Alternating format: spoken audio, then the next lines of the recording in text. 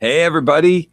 Welcome to Game Audio Hour number 164. It's our weekly podcast. We discuss all things game audio, from creative ideas to the latest techniques, project experiences, to audio secrets. Here's where you'll find your in-depth coverage and opinions related to game audio. Could you tell that I shut the spiel down before I was like halfway through? Oh my God, my memory is getting like good. Get them. That's good. That's usually it goes the other way. It does. It does. Hey, Dan, how you doing, man? I'm doing all right. How are you, man? I'm doing well. I want to see that mug again. That looked like a cool mug. Oh yeah, man. You gotta rep the company. That's rad. I want the mug. Like how much is the mug? I don't know. Maybe they got it on the website. I don't know. I think they have a store for swag for the faithful, I guess. That is maybe they'll have something like that at GDC. You'll just have to, Dan, I'm coming back to you in just a second. Chase, how you doing? Good, man. How you doing? How you guys doing? Doing great, man. It's been like 2 weeks or so. We have a lot of NAMM stuff to talk about, huh? Oh, yeah, we do. I didn't hear you there. Yeah, we do. Absolutely. Well, while we were in the green room, I said to Dan, I was going to say something. I said, I'm going to save it for the show.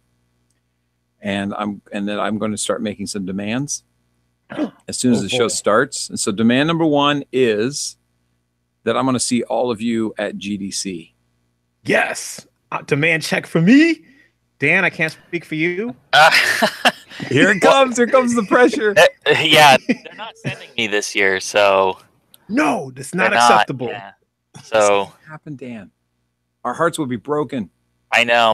Mine's a little bit broken. And then I saw like how much hotels were that weren't booked yet, and I was like, I'll get over it. So check it out. I was booking my hotel for this year's GDC, and I always stay at the same hotel, so I went there as usual. It's now called Hotel Zelos. It used to be called the Palomar. Mm-hmm. And GDC, I'm putting in the calendar. I'm saying I want it from this date to this date, and the price comes back, and it says the grand total, 4 nights, plus all the other taxes and whatever, it's going to be $800. And I about crap my pants. Oh, I was like, are you kidding me? Because it's always so expensive around GDC. Yeah. That's like the regular prices. So I was really excited, right? And I was just about to buy them. And something in my mind said, double check everything. And when I double checked, the dates that I put in were for February, not March. Now, I knew something was up. Now, if you look at a calendar, you'll see that February and March have the same, like the first of the month starts on the same day. So it all lines up through those rows exactly the same until you get to the last week of February, obviously, because it's a short month. And I was like, damn it. So then I put in the right dates. And now the price of the hotel is significantly more expensive. It was like, I'm not staying there, as a matter of fact, because of it. I think it ended up being like $2,400 rather than $800. Just a month difference. That's how much the hike is. See, you did it wrong. What you were supposed to do was buy it and then say there was a glitch in the system on their end and that they need to honor you for that. And then it will work out that way. Hopefully, I don't know. Fingers crossed. Maybe don't do that. It's a bad idea. Forget I said it. You should have a mustache that like curls when you make suggestions like that. That's evil right there. Well, I ended up getting a good price, and I'm staying at a brand new hotel, and I'm so excited because it's probably the nicest hotel I've ever stayed in, and it is called the Sir Francis Drake. Oh, sounds fancy. You guys stayed there? No, I stayed at the St. Francis Weston, and that was fancy. That was my first year. It's like staying at a St. Eugene's under the bridge. I'm kidding. I don't know if that hotel's nice. It's just, I've never heard that saint before, maybe, but I'm not that religious. So. But anyway, the Sir Francis Drake looks killer. It's even got a beefeater out front that like opens the door for you. A beefeater, huh? So it took me a second to not think of like someone eating beef, like literally. Yeah. Is that why I thought you were singing like a big sentence like that too? I was like, they got a beef eater outside who'll eat your beef for you, like just. At Sounds that like a price, patio. hand it to him on your way in. Here you go. Eat my beef. at that price, they should just chew it, you know, so you don't have to expend the energy. No, they were still expensive. I'm sure they're cheaper in February, but it wasn't as bad as Zelos. It got ridiculous. And what's great about the Sir Francis Drake is it's a Kimpton hotel. And I always stayed at the Palomar, which was owned by Kimpton at the time. And so I've got this like card for all the years that I've done it, and you can get a discount on your room. So that kind of played a role in it. So I was very happy to see that it was a Kimpton hotel, because they do a really nice job with their hotels. Anyway, So, I'm super excited. Is that in the square, or where is that? It's next to some popular thing in San Francisco near the convention center, but I can't remember what it's called because I don't think I've ever been there. So is it a 20-minute walk or is it a 5-minute walk? Because price is first and distance is second, and distance is everything. Because people, game audio enthusiasts, if you're going to GDC, likes to get up at 5 in the freaking morning to go to Hourglass Cafe somewhere around there and get their game audio talks before any of the session in GDC. The Sight Glass Cafe. The Lighthouse. I don't know, like one of those it's things. The Sight Glass. Like, there's so many, probably like spawned one because you couldn't miss it. So you missed the 7 o'clock one where it's like catching trains. You missed that audio talk in the morning. You can catch the 8 o'clock for you late birds, but you early birds be at the Sight Glass at 5. So how far is it from the hotel, from the Moscone Center, is the most important thing people want to know. All right, let's hold on. I'm gonna figure that out. So have you ever been to Union Square? Because it's part of Union Square. Yeah, that's what I was asking. It's right next to Union Square. Oh, okay, gotcha. Yeah. And that doesn't seem far from the convention center. I'm looking at a map right now, but it's a little far. I'm seeing Mission and 4th. It's real close. That's like 2 city blocks. I got that covered. Okay, maybe 3, but I can handle it. But Sight Glass is the opposite direction. Yeah. Oh, yeah, but Sight Glass is so fun to go see everybody. You know what I've never made? Actually, I made it one year, but we were late, so we sat. I don't know who it was. I think it was Mike Shapiro. So we sat in a booth beside all the game audio people, and I have never felt more alienated. It's like it was like, well, let's just go. It was really weird. It was that breakfast they always have at Denny's or whatever. Oh man. Okay, so guys, help me out. Have you ever been to it? What'd you say? You've been away too long. You forgot what it is now. Like, right. Well, it's right by the convention center. Is that a Denny's that and I think it's DB Cooper who puts it on? Yeah, it's a Denny's. You're talking about the CPK thing, the Game Audio Denizens meetup. That's it. Game Audio Denizens meetup. Yeah, well, she also does breakfast like at Denny's too. People that go to that, 70 people that go to that. So like CPK is like, I don't know, sit somewhere. Sit down and find a place. It was no fault of the Game Audio Denizens why we felt so alienated. It was the fact that we got there late and they were already in the business, and I'm the kind of person that won't interrupt. And ask Chase. I will not interrupt somebody when they're in the middle of business. True statement, right, Chase? I can vindicate this.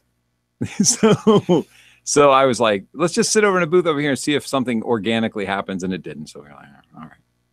But anyway, Sight Glass is super fun. I do that. And then, all right. So that's it. So then the next thing I want to complain about, because that's what I do on this show. I thought they were demands. This mouse right here. This is a trackpad Apple. It's like a double wide trackpad. Have you seen this thing? I don't think I have a good view of it. It's got that's the bottom, and then just looks like an Etch-a-Sketch ish. It drives me so crazy. I've been trying it out for a couple of weeks because I like using trackpads when I'm doing audio, but oh my God. One of the things that bothers me about it, if you guys don't mind me taking a moment, is that I like to just tap on my trackpad, and this one, it won't register with my computer so that I can have control in the trackpad window. That's number one. So first of all, okay, here, okay. So when it pairs to your machine, you have to be on at least for my computer, you have to be, and this is not an old Mac, you have to be on the trackpad utility window. And then the button it'll say, hey, I found this trackpad, and the button will turn blue, and you take your keyboard and hit enter. If you miss that split second so that button goes from being blue, it sees the trackpad but won't connect to it no matter what you do until you delete the trackpad again from your from your Bluetooth setting. So annoying to try to do that timing really quickly and get that done. But once it connects, you would then think the trackpad window that you're looking at would show you the parameters so that you can turn off the click and just do tap. Nope. It just keeps spinning saying, hey, I'm looking for trackpads. Even though Bluetooth can clearly see it, I'm using it right now. But if I go over there, it'll act like it doesn't see a trackpad. So I can't turn off the click and just have the automatic tap. And then this is what finally getting to what I was going to complain about. The click is too sensitive to a normal finger click, but not sensitive enough to physically react when you tap the trackpad. So I end up having to click in this really strange way to get the thing to actually click on things. And then sometimes the click locks, and when I slide my finger away, it just highlights a bunch of text. Sounds like a so nightmare, don't get this man. thing. It's a pain in the ass. It's not so great. I like the old silver one, which is probably up there because I hide them up there above that panel. I just wanted to say, Yeah. do you guys use trackpads for your I audio? got a mouse. I like simple mice. Mises. Mises. Mouse. What about you, Chase? I'm with Dan. I got a simpler mouse. Yeah, there you go. You just need 2 buttons. Man. That's it. Yep. I'm not fancy like you. I like the trackpad though. Like I got the Slate Raven. I like selecting and moving and trackpadding. Feel like I'm Tom Cruise. You have the Slate Raven and a trackpad? Isn't that like? I mean, isn't that like? Isn't the Raven enough? I guess look at it that way. Like, because I got other monitors. Shouldn't that be like? It's a big, huge, giant tablet, right? Like. Yeah, it's pretty. Yeah. You know what? As a matter of fact, to let you have this, I have 2 Slate Ravens side by side. But listen, I got a monitor that isn't touch, and I got to get up there with something, so I use a mouse. And instead of using one of those old Luddite mice like you guys do, people who hate technology, I've got this thing. Hey, you know and what? I hate it. My stuff works. So yeah, here's what I'll say in defense of fill in the blank, trackpad, trackballs, is that if you are working on a console, there is no room for a mouse. Like, that I get, that I understand. If you've got a console in front of you, there's no desk space. You know, you need a trackpad or something, or a trackball I agree. or something like that. I'm sitting at a console right now. Yeah. But my Slate Raven's in the other room, so that doesn't work for me. But no, I'm using this here, and I am at the console, so there you go. So the Slate Raven is eliminated from my from my ridicule, sirs. How are you liking that console, by the way? What'd you say? You settled into it now. You've had it for a little while now. Yeah, I can't stand. Oh, the trackpad or the Slate Raven? Console. Oh, the console. Yeah, I just moved on, man. I'm having trouble hearing you, Dan. I'm sorry. The mic is not doing something How's weird. this? Is this It's better? losing your volume. You might want to switch to the other one. Switch to the other one. Yeah. We were testing out, for anybody who doesn't know, we were testing out mics on Dan because he was getting a couple issues with the last mic, and he was like, I don't want to go to this mic. It's terrible. But I was like, no, please do it because it'll sound better. And sure enough, he was absolutely right. So he's going to mute himself and switch to the other one. So in the meantime, Chase, there was a subject, and now I can't remember what it was. Oh, it was NAMM. It was. So what was the coolest thing that happened for you at NAMM, Chase? Let me start there. Let me start with. Oh boy. Choose one piece of audio gear that you were crazy about at NAMM. I can't say. I was moving too fast to too many floors to really settle into anything that I really could be interested in. It was just like walking. It was overwhelmed. There's no way I was able to bring anything back to tell anybody about anything from that show. It's just so much. I'm sorry. I'm just gonna be straight up. Like it's just a lot of stuff. Well, I couldn't pick one thing. That's good because I was going to ask you to describe for people who've never been to NAMM. How would you associate that with something from the game industry so it could have some kind of comparison? I would say definitely have an itinerary because it's 3 floors of jam-packed madness. And if you think that GDC, first of all, if you haven't been to GDC, that's a good precursor to get yourself ready to pull your chops up to be able to weather the storm of that show. Now, the difference is you can drink on the show floor a little bit early, if you're of age, of course. We don't want to be promoting any underage drinking there, but which is pretty cool though. Like you can, they know there's tons of musicians, and it's 5 o'clock somewhere. You can have some early libations, and you can just wander around the show floor, meeting friends and other stuff. But have an itinerary, have a map, know where things are, because I was lost. It was Fruity Loops downstairs and DJs on 3rd floors. Like it just was just all over the place, and drums in the middle or guitars in the left corner. Even the guitar booth had a booth within the booth. I don't know. You know what? I was just like loony. And we didn't even we didn't even go to the Avid side of things, because there's the main convention center, and then the 2 hotels that touch up against it have stuff like Yamaha's in one hotel, where you also register. No, that's not true. You don't register there. But Avid was in the hotel where we register, and some other pro audio stuff, and we didn't even get to see that stuff. Yeah, there is just a lot. I mean, for game audio stuff, unfortunately, I cannot report except just have an itinerary so that you know what software you want to kind of get into to help if you're thinking of some cool work efficiency things or some type of peripherals or accessories to help out your creativity, then check it out. I mean, there's a lot of cool synths, but personally for me, I don't have the space to put them anywhere, so I could just look at them and move on, sadly, until one year I can get them maybe. But yeah, sadly, that's it for me. Sadly, I dragged you around a bunch of stuff I wanted to see too. So I was like, I'm going over here, I'm going over there, I'm going over here. you just had to hold on. Pretty much, I was along for the ride.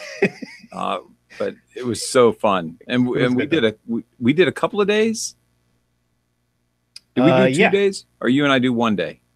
You and I did 1 day. I think you might have went back the other day. I went back because you had so much fun the one night. We did run into a very cool game audio person that most people may know in the industry and whatnot, and that was fun and everything. So I don't mind saying. So we picked up Gerard. We saw Gerard there, Gerard Marino, and we were just walking down an aisle, and there he is. Nice.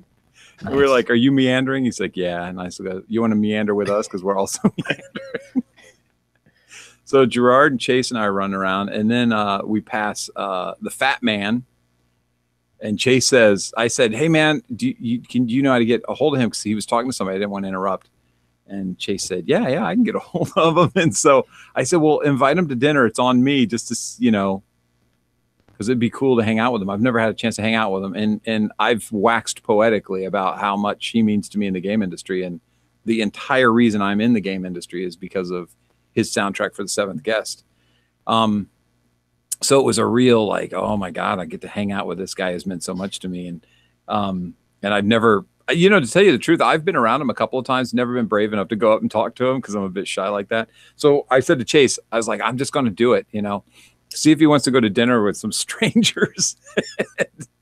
And I'll be damned if it wasn't like 15 minutes later, he's like, where are you? Free dinner? I'm there.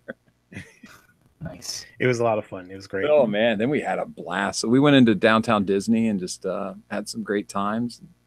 Had a great dinner. So just so nice of him to join us and take that chance and see a bunch of game audio people. But you know what? I believe really strongly in that. Like one of the hardest things to do is to network. And if everybody kind of closes themselves off to networking opportunities, even if it's free dinner with strangers, it can have a negative influence on you, So I've always kind of kept myself open to that, which makes it easier for me to just say, I guess in my mind, I kind of expect that people would say, yeah, even though it's a complete stranger, Well, I think it's important. There's like a context for that, right? Where like, if you're going out to NAMM or you're going out to GDC, there's an expectation that you're there to interact with other professionals. Yeah. Whereas like if you're if you're going grocery shopping or you're at Target or something like that, like maybe not so much. Maybe you just want to get back home. Maybe you got something going on. You're just like it's the context, right? Yep. Yeah, it's a networking event. So take that chance. Ask people for stuff. GDC's coming up, and just say, hey, I'm buying drinks. What do you want? I'll be at the W bar at 7 p.m. or something. One cool thing that we did see there, though, that I took advantage of that was not inside NAMM, it was outside NAMM, was Spire. Yes. Spire was there. This Isotope's little new on-the-go recording little platform module thingy, and it was pretty cool. You guys went in the van and recorded some jams, and how was that? Well, we went in the van. First of all, Isotope, thank you for sponsoring this amazing show and being an amazing sponsor. And yes, I did call it an amazing show because we are.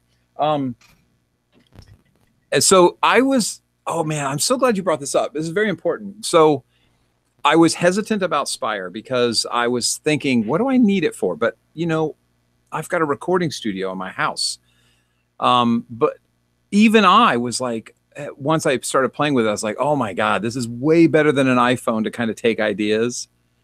And it's battery operated and it lasts for quite a few hours. It's got a touch screen. So it's like, it'll tickle your tech bug, your tech interest, but also it's very useful. I'll tell you step by step, but be fast about it. The first thing you do is you sit down, you hit this button and you start playing the instrument that you're going to play. In my case, we went into the van and I grabbed a guitar and I just started playing guitar. And I was just messing around with what I was going to do. And it was basically canceling out all the noises except for my guitar. And there's this little blue measure that shows up. And when it reaches the top, it's all done. It's ready for you to record. You then hit the record button and you start playing something, right? And then you hit play when you're done. And like a looper, it starts playing back.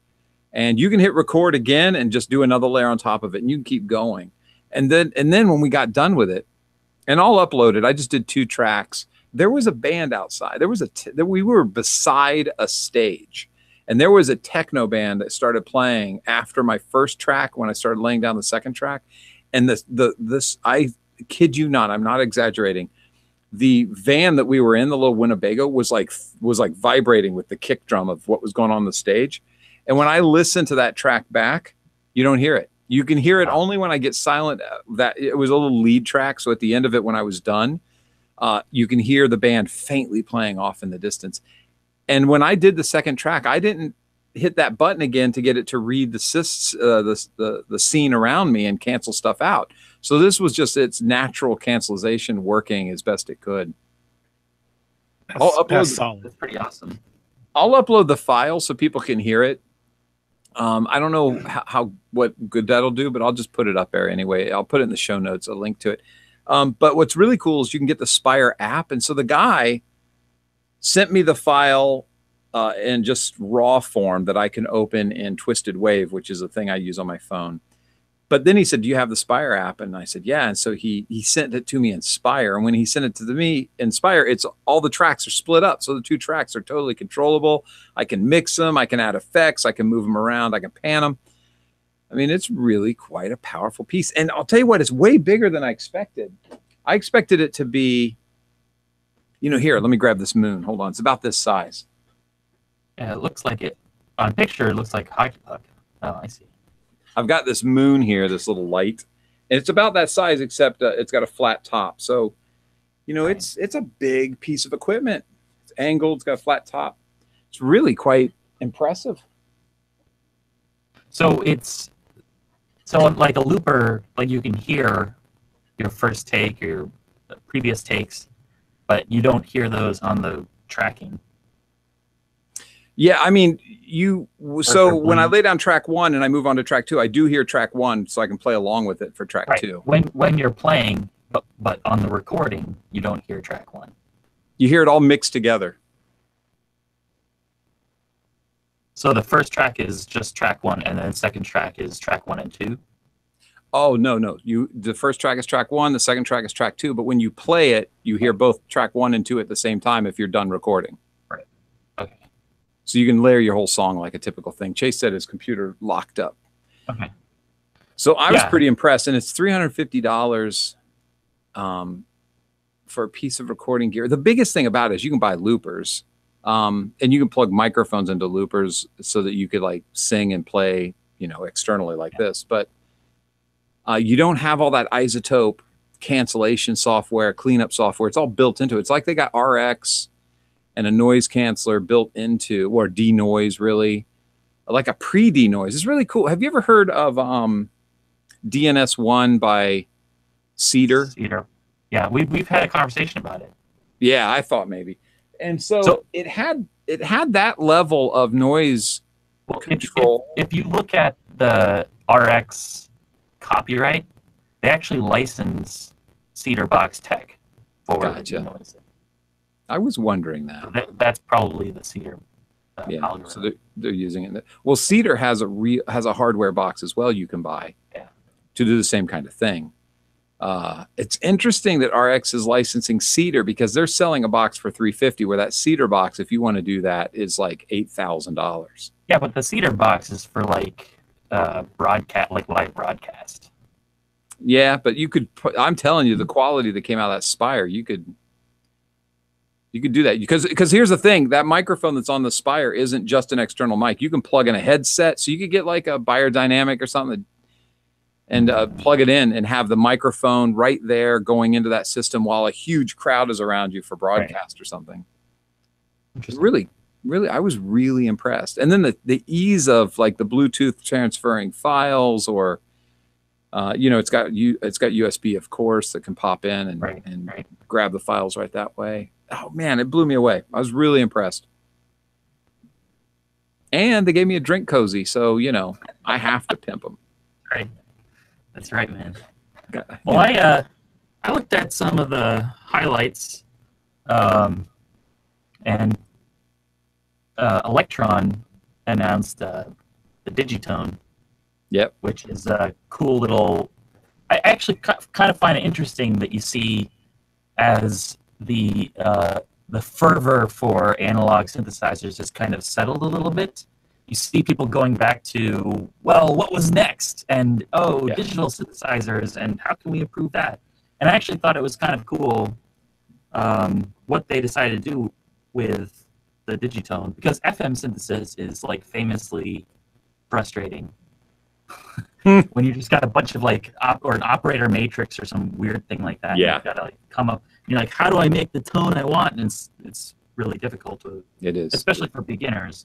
But even seasoned peeps, and like if you don't know what you're doing, then it's just dubstep, which is okay. But no, you know what I always say. I know I'm doing it wrong if my patch sounds like a plastic pipe being dropped on the floor. Right. But yeah, what they have, they kind of made it friendly, which is interesting. So they have these preset operator algorithms. Mm-hmm. So you have 4 operators, and then they've just got like a set of, I don't remember, it seemed like half a dozen, maybe 8, something like that, of operator algorithms, which is just the particular matrix, how it was set up.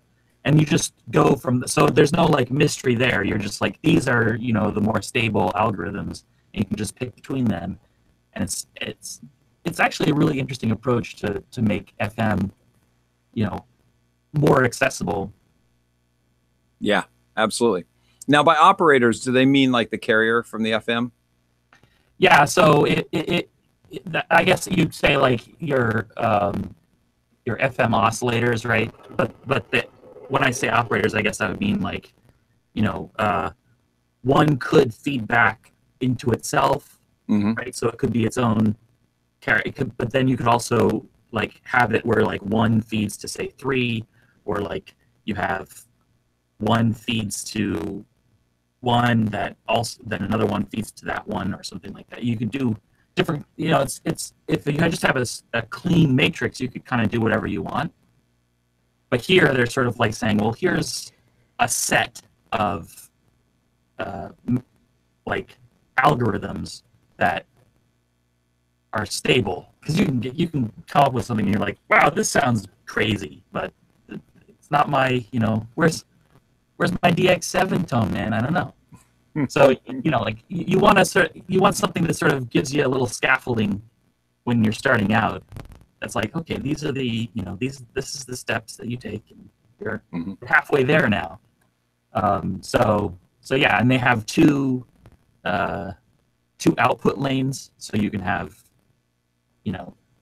a matrix that say 2 operators, and say maybe one is modulating another one, and one there's maybe some cross modulation, but then they have two outputs. So Yeah.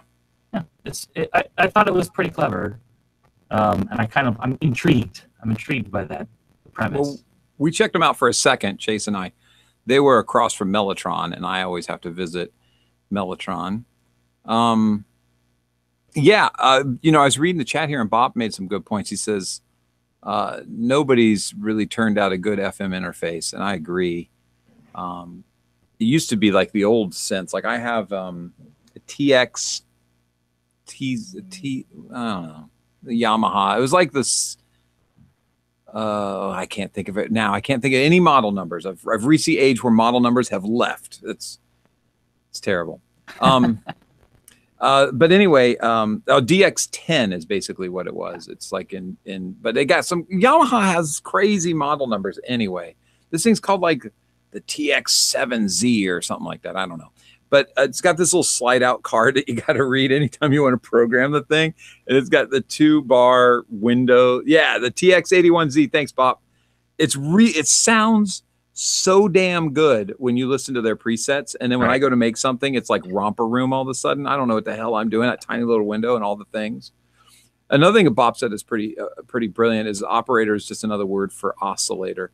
You know, it's kind of like, somebody described it to me like a telephone carrier system where you've got the signal that's already going, and then you put your signal on top of it, and the signal that's already going influences the signal that you have on top of it. And apparently that was something they used in like telephone technology back in the day. When you would talk, you're talking into a thing that's already connecting these two lines, this carrier system, it's already connected two lines. And that's why people don't sound like themselves at the other end of the phone. Somebody, you know, or you could easily say, hey, they think they're talking to my dad, but they're actually talking to me. And, you know, some of those confusions happen because that carrier signal is influencing the signal you're putting into it. And that carrier signal would be an oscillator in this case. It's already doing some fancy business, frequency modulation.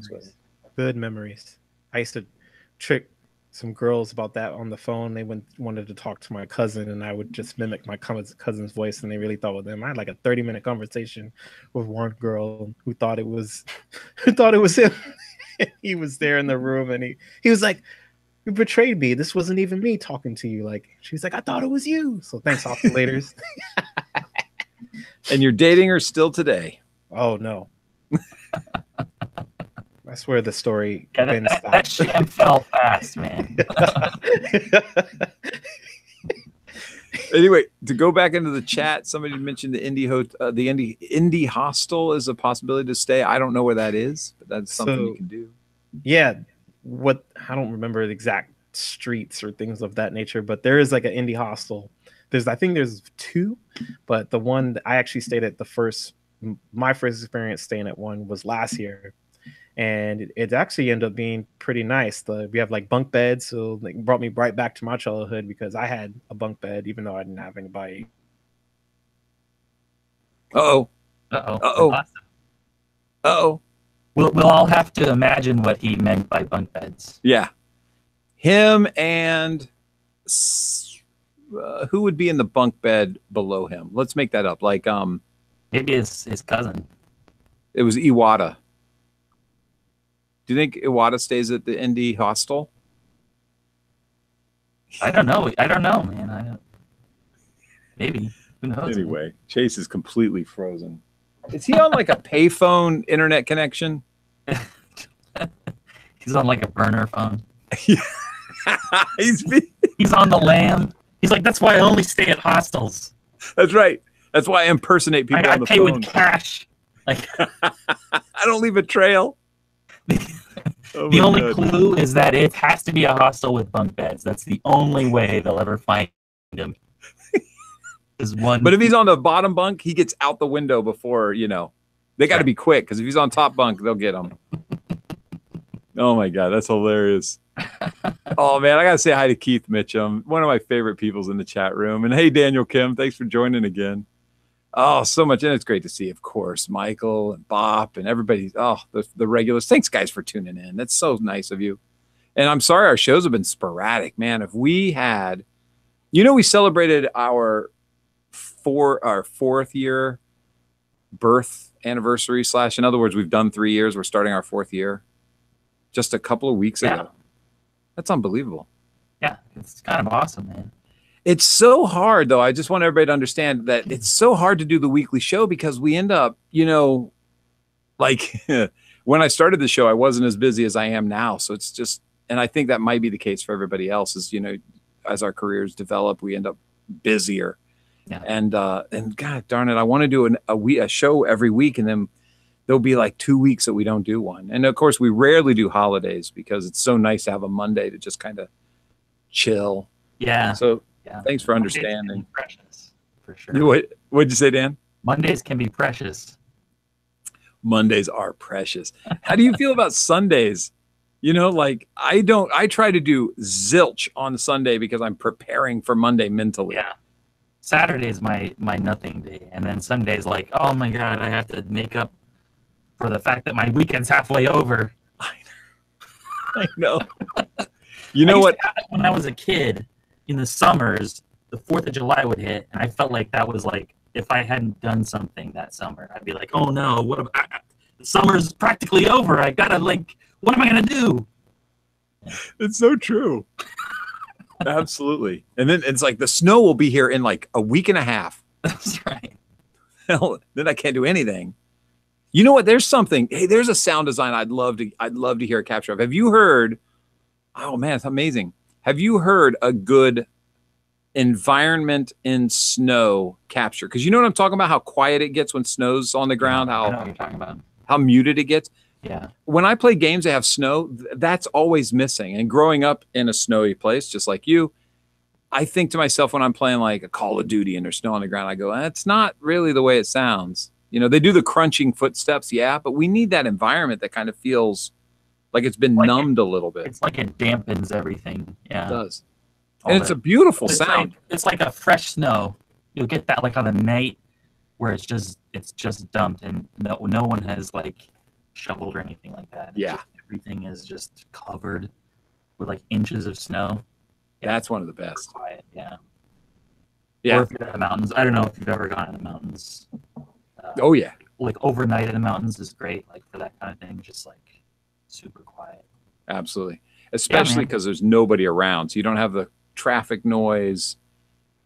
That's you know. But then again, you don't even hear birds. You know, if you think about the sound design, it would be sans birds. Well, I think I wonder if maybe like this is one of those situations where you reach into the a little bit.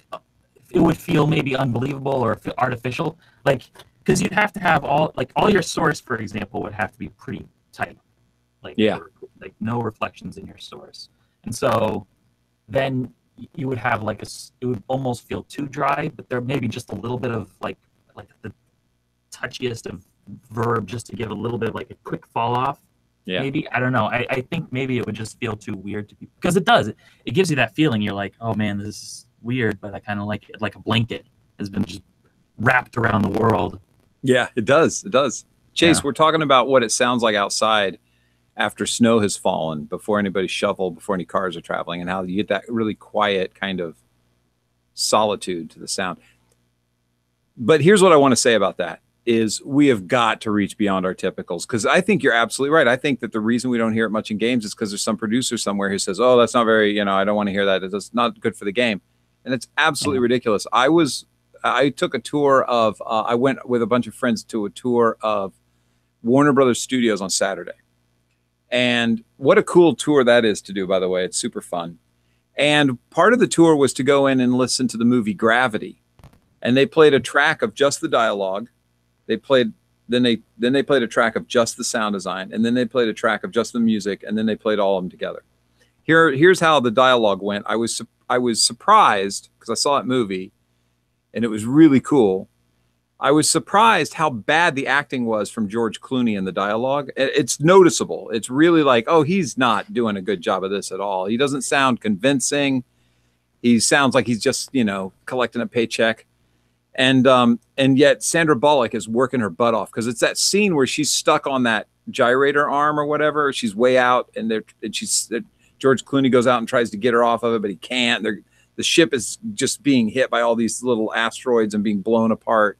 Finally, the arm gets taken off and she starts floating out into space until she finally frees herself. And then she's spinning around and then she frees herself and floats off into space. That's the end of the scene. So the dialogue, that stood out. And I bring that up for a reason in just a minute. Then they did the sound design track. The sound design, because there's no sound in space, the sound designer decided to do everything with surface microphones, because the way you hear in space is through your bones of your body and through the flesh of your body. And so like if you're standing on something and a big loud knock happens, you hear this kind of like underwater sound of it in your ear because the sound waves don't travel. So it's like vibrating through your suit or whatever. Yeah, so it goes through your skeleton. So it was amazing to hear that sound design track. And this is something I just did a bunch of, and Chase was there helping me too. Just did a bunch of sound design for a space, for spaceships and giant weapons in space, and it never dawned on me to do that. That's definitely getting incorporated into the next set that I'll be doing. So anyway, so the sound travels through so everything was muffled and amazing, and you were watching the video, and you'd see the explosion, and you just hear this, boom, you know, this almost understated kind of explosion. Right. I'm going to pause there for just a second. This is what upsets me about the game industry, is that we haven't educated ourselves into adventure yet in the game industry, being still so young. And I'll preach this all day long. Because if the movie companies are willing to listen to a sound designer who says, hey, there's no sound in space, let's just do it with surface microphones.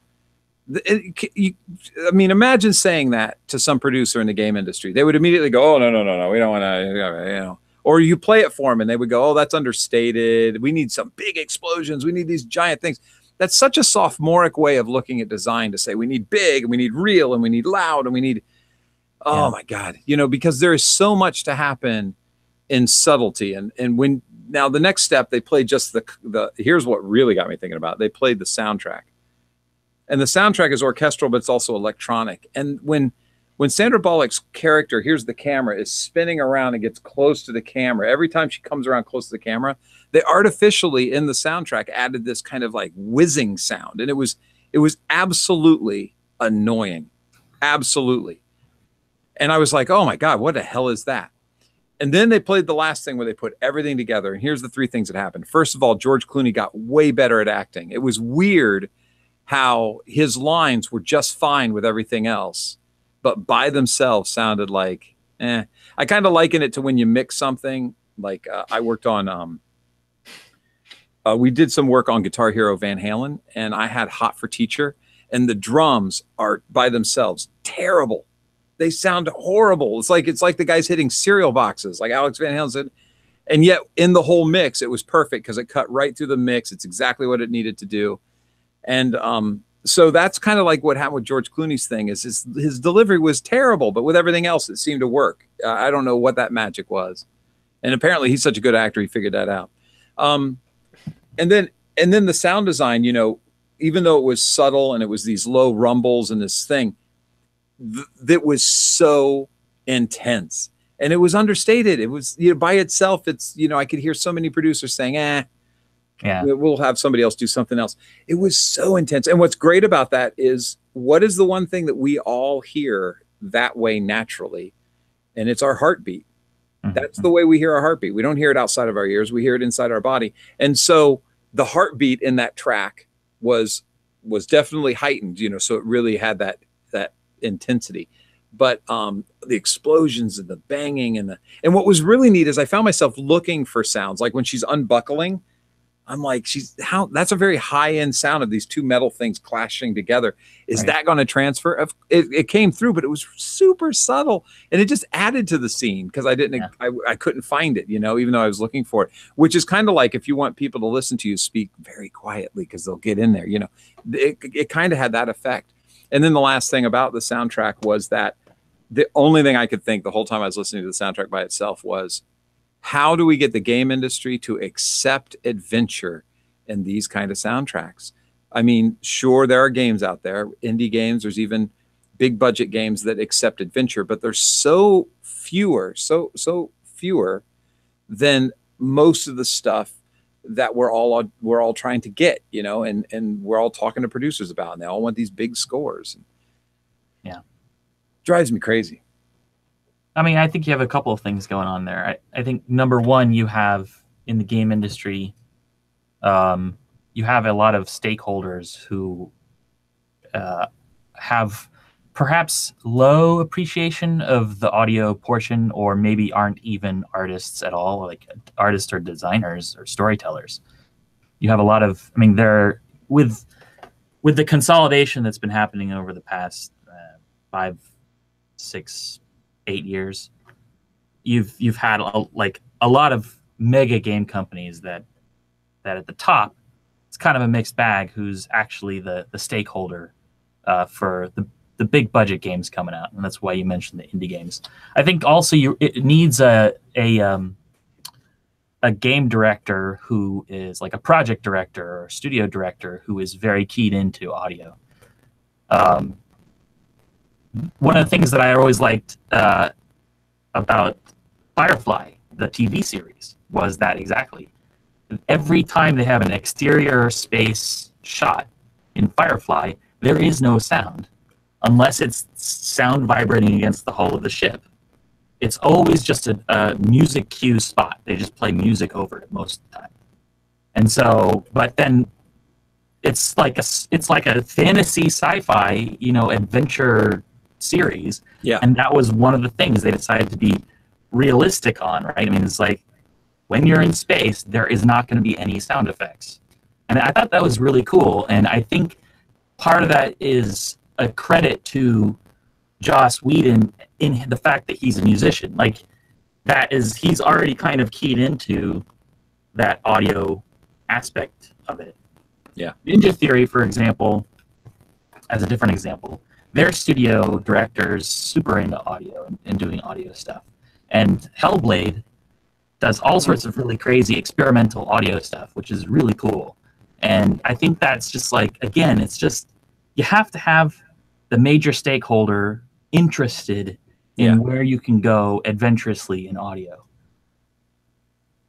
I agree completely. And so it's a testament to how I imagine all disciplines do this. I imagine an artist is saying, no, I want to create this crazy monster. And they're saying, no, not so many arms, Yeah. It probably is everywhere. And it is partially that the people who are making the decision need to be open to these adventurous ideas. But sometimes they're tied into a franchise that they can't really iterate too strongly away from. And so, you got to choose your battles there. Like if you're going to do some Call of Duty work, you got to go, well, all right, I can't go too far afield or it's just not going to work. And that's not really the producers or the studio execs. That's, just being smart about the demand from the people who want to play the game. Right. But the trick is, in my opinion, and this is where GDC and stuff like that becomes important, is to go down those paths, put it in your reel, have a place where people can go listen to these ideas and network. That's, I mean, I'm not saying anything new. I'm just saying it again because it's so hard to do, to be writing music or sound design and go, if I really want this to happen, it's not going to fly on its own merits, even though that's fantastic. It's going to be about me pitching it correctly, being confident.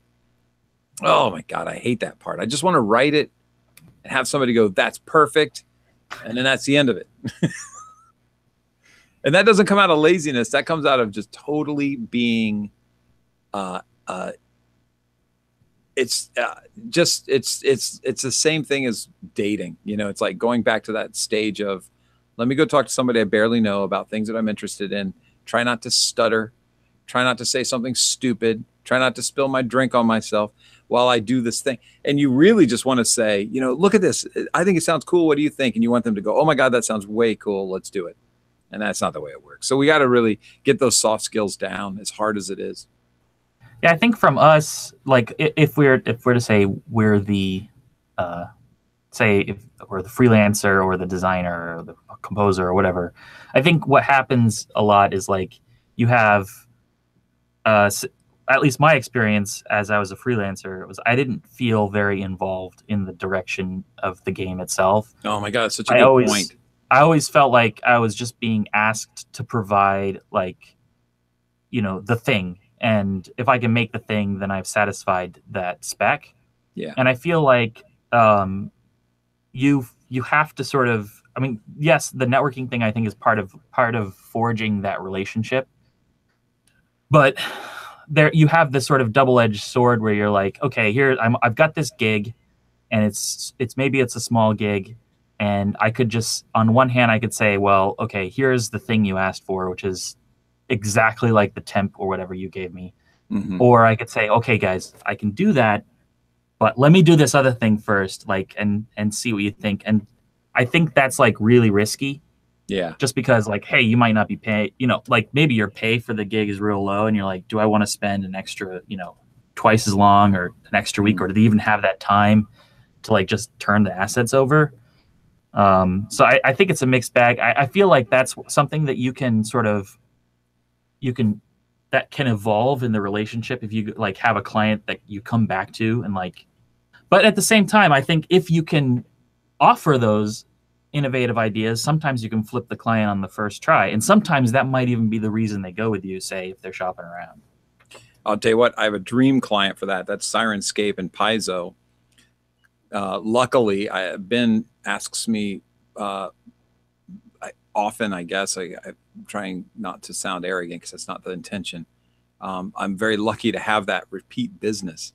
And Ben is always pushing me to do something adventurous. It's like a dream come true. And but here's the flip of that. Oh my God, that is so hard to do. You know, it's like if I'm sitting around, I'm going to write a song, right? And it's just for me. I have no problem getting as far afield as I can. And if I get a gig that I think I want to be adventurous with, and I want to kind of flip them, as you were saying, it's a great term. I'm careful, but I'm still inspired to do it. If I'm writing something and then somebody else tells me to push even further, then I feel like, oh, there's nothing left. I've hit a wall. This is the best I can do. It's so strange how we defeat ourselves in every one of those situations. At least I do mentally. But I wanted to say before we move on is that, you know, you're exactly right, Dan. My perspective is independent. I've been independent for so long that I'm not used to the in-house mentality anymore. And so when I'm complaining about something, please take it with a grain of salt, because I am absolutely complaining from the perspective of somebody who's independent. And that might be different for people that are in-house. It might be different for people who are independent as well, depending upon the relationships you have. But yeah, there's certainly times that I wish that I was being permitted to do more, but the fact that I'm independent means that I'm not quite as involved in this game as the rest of the team. Well, and it can manifest in really weird ways. Like, for example, if you were in-house, there could be an idea that gets pitched from another team, like another part of the team, like art or something, or design, that gets pitched, and you're not in that stand-up, right? And that pitch dies at that stand-up, say. But if you had been there, you could have provided, say, a supporting audio idea that could have sailed that pitch, right? And like, so that, like, it's kind of a bummer for everyone. Right? Like that's a missed opportunity across the board. And like, I think that's the missed value of not being in-house. Absolutely. And also, like, as an independent, we take on more than one client. So if I wanted to be in that meeting, I've definitely had clients that are okay with that, you know, fly up here once a week, work on stuff from the office, you know, be on these Skype calls with us or whatever. But I have to say, oh, I can't. And I can never say it's because I have other work to do with other clients. You know, it's funny. Clients think that you have no other clients because we do it to ourselves, but they totally understand that you have to make a living. So it's like the project might not be paying enough, and so I have to get more than one client. I'm working on 2 games at the same time, so that therefore my time's not available. So then I'm not in those meetings, which is terrible. I wish I could. I wish we could find a way as independent people to have a single game at a time and fully vest our time into that single game, outside of what we're producing for that game, of course. But be there for all the meetings and do all the travel and all that stuff. But budgets aren't what they used to be, and so time is is finite, and you have to, you know. Well, I think there's also a scope issue there too. Like, I've worked on games where I can feel maybe it would have been better if this had been stretched out. Like maybe, instead of spending 4 weeks on it, spending 8 weeks on it would have been better. Not that I needed 8 solid weeks. You know what I mean? Like, but it's just synchronizing with their development process, and getting things in, or prototyping early on so that we could break out the ideas before we get to a certain stage. Like, absolutely. Sometimes you just need to spread it out, but it's thinner then, right? And then you're not even though it doesn't need more. So you're like, then you need to start juggling. It's tough, I think. It is absolutely. See you, Daniel. Thanks for joining us. Keith had something in the chat room I want to say. He said, isn't that risk worth it? And what makes you stand out and why people would hire you? Because you offer what you can. And isn't that the scariest and vulnerable thing? Keith, I think I've talked about it on the show before, but I did this orchestral piece that was nothing but guitars. And it's my favorite thing I've ever written. And it stays in my mind. And I would love to do it publicly with a bunch of guitarists. And it was ebows and bowed strings and different foot pedals. And I'd replaced the violin with this guitar sound and replaced the horns with this guitar sound and put together a thing for a game. And that adventure that I went on to do that was really quite good, even though I completely lost the gig because of it, because it was memorable. I didn't get the gig. They were like, and it was funny the whole time I was doing it, they were like, oh, this is fantastic. Oh my God, we love you. This is unbelievable. I can't wait to put this in the game.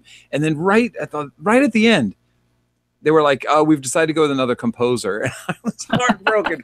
I was like, are you kidding me? Where did this come from? I didn't see it at all. It was, oh my God, it felt so much like dating. It was like, I really think you're great, but I think this other guy's greater. And I'm like, God damn it, I didn't even see that coming.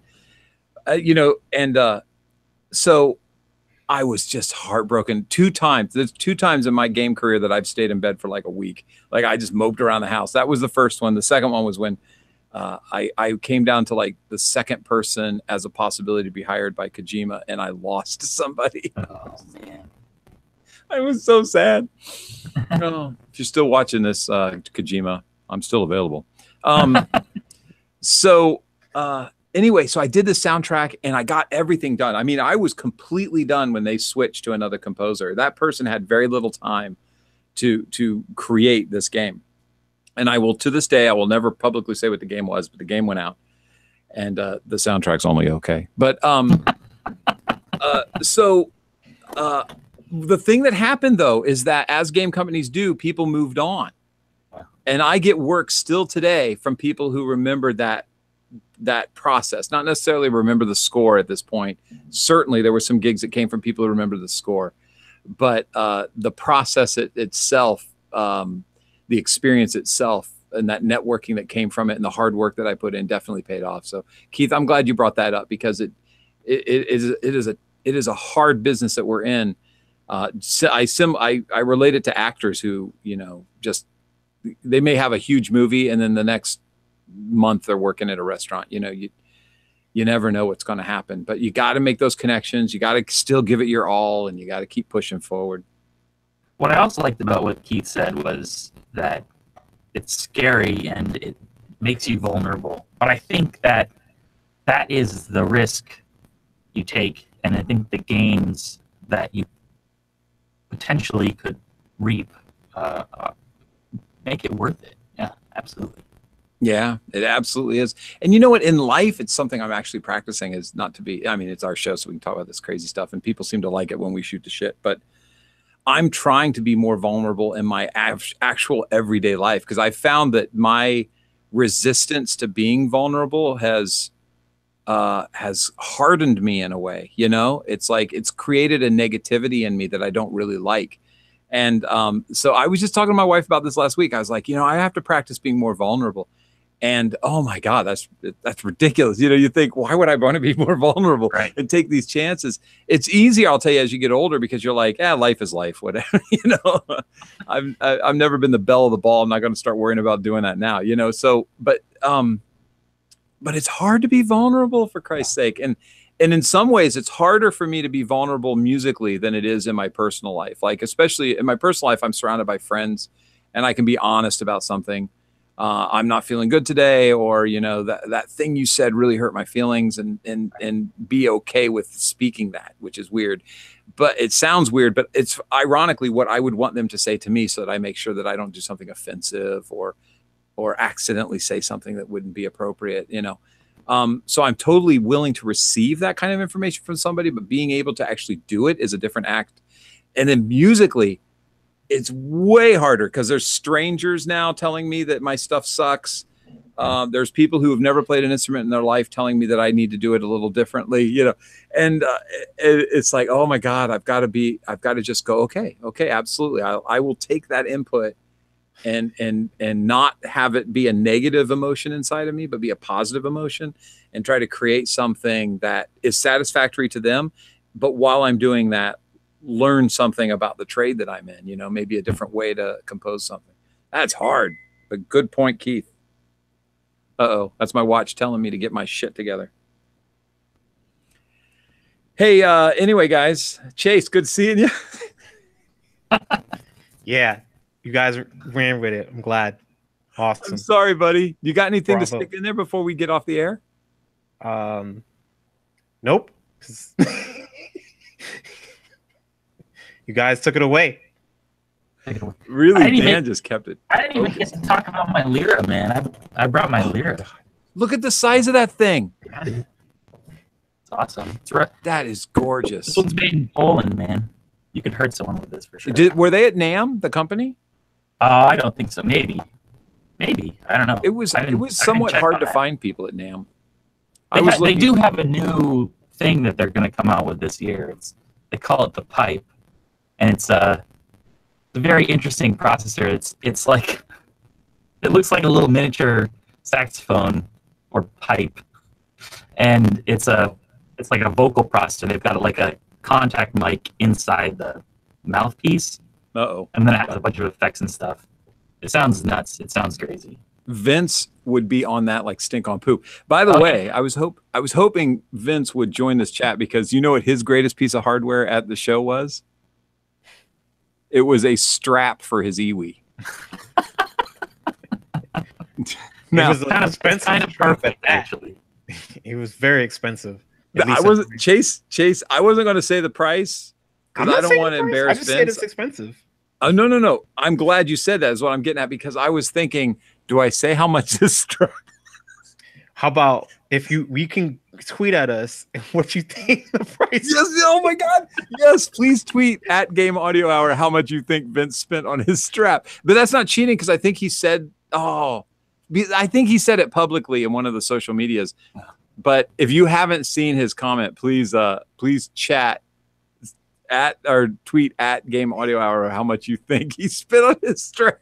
And it's funny because we're walking around, and Vince, Gerard, Chase, and I are walking around, and we're seeing, tens of $1,000 synthesizers and a couple of $1,000 pieces of like external gear, and just EQs and compressors, and just famous people everywhere. And we're just like, hey Vince, what do you think of that? And he's like, I think I want to go get that strap. He just we could be looking down the throat of like the greatest opera singer in the world, and he'd be going, I wonder if they still have those straps left. It was unbelievable. We're like, Vince, get in the game. Get in the game, Vince. Get in the game. And sure enough, he disappeared. He goes, I want to go get a strap. And that strap cost him dinner with the fat man. Wow. So there was an extra price to that. Really. There was, because it was I paid for dinner. If he comes around and says, hey, Kyle, can I get in on that dinner now, just posthumously? I'll be like, no, you can't, Mr. Strap Man. All right. Well, anyway, good seeing you guys. Guess we better log off. What'd you say? I think I see you too, man. Oh, good to see you. Sorry, I was talking over your line. I'm sorry about that. Okay. Hey, chatties, thanks for joining us. Follow us on Twitter, like us on Facebook, and I think that's all the things. Peace out. Bye.